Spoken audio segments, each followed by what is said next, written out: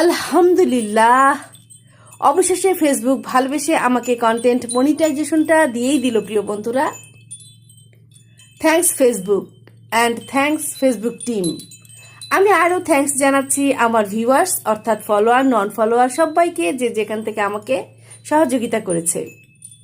ফেসবুকের কাছে আমি প্রতিজ্ঞাবদ্ধ, ফেসবুকের নিয়ম মেনে কাজ করব। আমরা যারা এই প্ল্যাটফর্মে কাজ করছি, আমরা সবাই সহযোদ্ধা, সহযোগিতাপূর্ণ মনোভাব পোষণ করব, কাজ করব একসাথে। এসো বন্ধু হই, সহযোগিতার হাত বাড়াই। ধৈর্যের ফল সবসময় সাফল্যের দিকে যায়।